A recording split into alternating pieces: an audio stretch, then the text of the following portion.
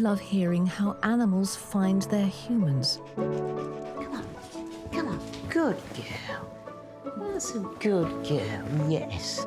And when Golden Retriever Amy met dog walker Sally, it was life-changing for both of them. We've had Amy for 7 years now. We rehomed her when she was 1 year old. She can be a little bit nervous of some things, which I think is to do with the initial period in her life. The first 5 months of her life, she didn't go anywhere or meet anybody. And I think given that, I think she's incredible. Come on, let's go, come on, come on. With Sally by her side, Amy has been thriving. But recently, while brushing her teeth, Sally noticed a lump in her mouth. So today they're coming in to see James about the next steps. Because of what she's been through, Amy worries if I'm not around. And so if I go in the vets and I have to leave her, then she can become quite worried. She's so lovely, isn't she? She's gorgeous. How old is she, Sally? She'll be 8 in May. She's in good form, isn't she? So silky soft. And you're worried about a lump in her mouth? It's on her gum, top gum, yeah. Should we just have a little look? So it's that little gum lump there. Yeah. Oh, yes. There are lots of different lumps that we can get in dogs' mouths. Good girl. Unfortunately, I haven't got a treat, which is not fair, is it? It's very likely to be benign, but I think just to be on the safe side, it would be worth us taking that off and just double-checking. Yeah. Obviously, if there's anything that we're concerned about on that check, we'll just give you a call and let you know before we go any further. Okay. It's all right, good girl. Amy is taken straight through to the prep area and given some pre-op medication to help her feel calmer. But her anxiety is still high. So this is the anaesthetic agent. There's a good girl. So just giving this nice and slowly. And then what she'll hopefully do... Slowly settle on the floor. Certainly go nice and sleepy. Good girl. 2, 3. Okay. Lovely. She's definitely getting there. Yeah. I might just give her a little smidge more. When a dog is stressed or nervous, they produce extra adrenaline, which can counteract the effects of an anaesthetic. So the team top up Amy's dosage. This is such a loser thing to say. Whenever we're in this situation, that Ronan Keating song always comes to mind. Don't fight it, fight it, fight it. I'm like, don't fight it. She's settled. We are ready to start. I've got you some gloves, just in case you'd like to Yes. get up close. Before removing the lump on Amy's gum, James is doing a full scale and polish. It's a little bit like surgery, where you want the area to be as clean as possible.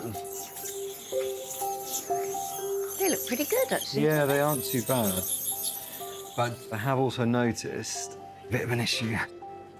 I think there has been a little fracture to this tooth here as well. Can you see that black spot there? Yes, yes. The tip of that tooth has fractured away. Yeah. And that's the pulp in the middle of there that's now very likely died, which is why it's gone black. That pulp cavity is now quite a high risk of developing an abscess. So what's the treatment for that? That does ideally need to come out. Oh. I think what we'll do is phone Amy's owner before we do that surgery.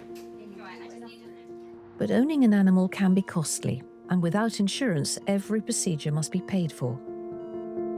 This is the case for Amy, so James is calling her owner to discuss a complication before he proceeds any further. Oh, hi, Sally. It's James. Hiya. Hi. We've got Amy under anaesthetic at the moment. She's doing really well, but unfortunately there's a little fracture to the tip of the tooth. The worry is it does allow bacteria to creep into the tooth itself, and that can track up and cause a tooth root abscess. And it also could be causing her some discomfort as well. The clinical advice will be that we need to extract that tooth, but obviously for today's procedure, it is going to add quite a bit of work on top of what we've already kind of estimated for. So where we were 550 to 650, I think it's going to probably push it closer to 850 to 950 if we do the extraction now. Okay, I think we could go ahead and take it out today. Yeah? Are you happy with that? Yeah, that's Yeah? fine. Okay, That's all right. fine, yeah. She's asleep now, so let me do that for you now, and then when she's awake, I'll give you a call back and we can get her back to you. Okay. That's All right? Okay, Yeah. we'll speak to you shortly. Take care. Thank Bye. you. Bye. Bye. No worries. Bye. Bye. Right, let's take that tooth out. Okay, so, Fern, we've got a little bit more work to do today. I think that's the right decision. Yeah, definitely. Because she loves Amy. I know. And you can see that, can't you? The way that she talks about her and just wants the best for her. Nobody likes to think that money would come into a situation like this, but it sort of has to. I would love to treat every animal completely for free. Of course we would. That's what we're going to veterinary for. But the sad reality is that's just unrealistic. Yes. The case for every single owner and what they're able to do, or even what they want to do as an individual, and you just have to be ready to adapt. The bottom line is what's best for her. Absolutely. With Amy still under general anaesthetic, James cracks on with the fractured tooth. And of course, I'm primed to be of assistance. Fern, you could be a real help in this if you're happy to just hold that gum back. To surgically extract this large, three-rooted carnassial tooth, James begins by elevating the gum to expose the jawbone. Scrape Yeah. that back. Yeah. She's a little bit gruesome. He then uses a dental drill to carefully remove the bone around the roots. Good girl. Good girl. Before sectioning the tooth into 3 and removing it 1 root at a time. Are you okay? Yeah, Good. actually, amazingly. Yeah. If it was my dog, I'd be on the floor. But it's all right when you know you're doing it for someone else. Right, I'm going to see whether I can get them tapped, please. Girl, Amy. Whoa! Okay. Well And that's done. why I love dentistry, because it's so satisfying. There we go. Good girl. Well done, Amy. 2 more roots to go. Once all the roots and tooth are out, James stitches up the cavity. Before starting on the original procedure Amy came in for, removing that lump on her upper gum. So this is where the lump is. Unlike the more brutal tooth extraction, James simply slices off the growth. Do you stitch it? We can't stitch it because Just there's nothing leave to it. stitch together, but we can use some electrocautery just to seal those vessels off. It looks like tweezers. So With a puff of smoke. there we go, done. Well done. And well done, girls. Yeah. The 2 Ellas. Brilliant. Thank you for your hands as well. Couldn't have done Yes. it without you. Oh, my What a goodness. team, honestly. It'd take a long time getting rid of me now.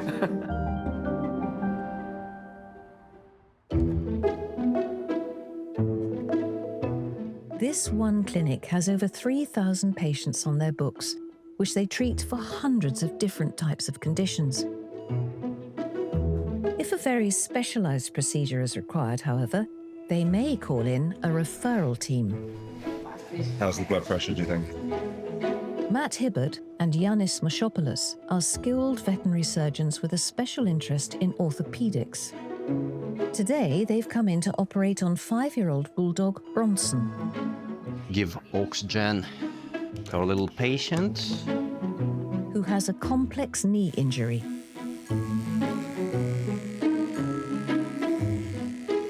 Once Bronson is sedated and prepped, he's taken into theatre, with in-house vet nurses Ella and Ella forming the rest of the team. You guys all good? all good. You happy for us to start? Yeah. So Bronson, he's now in his surgery. Yeah. And rather than us having to send Bronson to a hospital to have this surgery done, Matt and Yanis come here. So Bronson knows the practice, he knows the team, and then they come in and do the surgery in our premises. It's the same way that if your GP might refer you to a consultant, this is the equivalent of almost bringing the consultant to the GP practice. I love that. It's a really great service.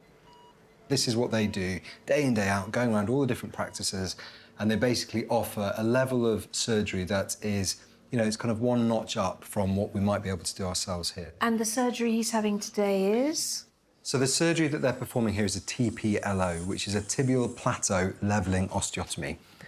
I know, it's a mouthful. What does that mean?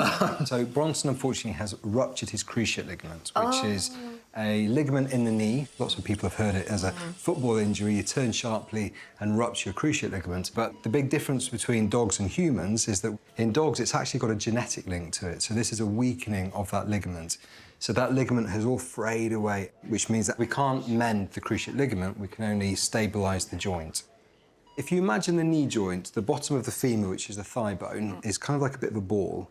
And then the top of the tibia, which is the sort of the bottom part of the knee, sits on a bit of a slope like this. And the cruciate ligament is like, imagine like a little rope that's holding the ball back. Yeah. If that rope then snaps, the femur would start to slide down. So what we're doing in the surgery is changing the level of that tibia so that then it's much more flat and hopefully it doesn't have that sliding motion forward, so it stays up here.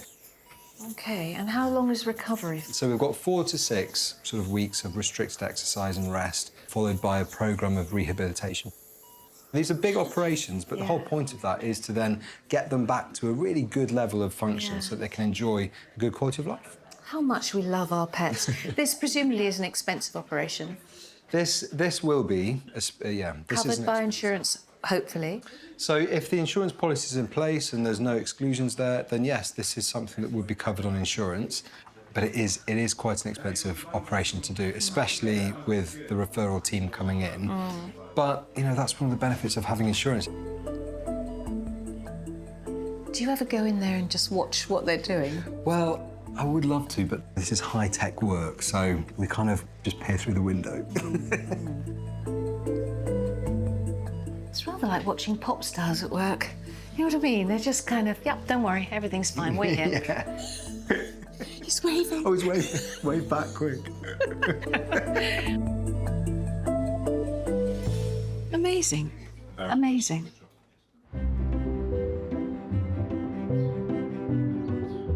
Well, here we are, end of another great day. No, it's nice to sit down, really, isn't it? It's lovely, isn't it? Covered in hair, though. Yes.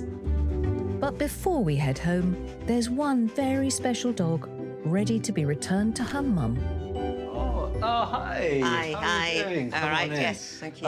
Have a seat. I'll go and get Amy for you. Great. Yeah, just give me 2 Hello, seconds. Sally. Hi. Hi, good to see you. How's today been? Well, you're always a little bit anxious because any anaesthetic is potential risk.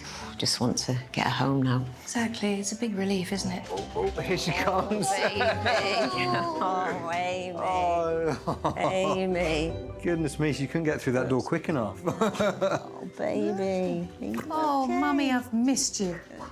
Yeah, she's done really well. She's done really, really well. So we've taken the lump off. The tooth's come out nicely, so we're happy with all of that. She's got some stitches in, though, in the gum, so it's just soft food for the next 7 days or so. And then she's going to have anti-inflammatories and some antibiotics to come home with as well. If you've any concerns, just give us a call. Good on you. Good on you, Amy. Great. It has been lovely.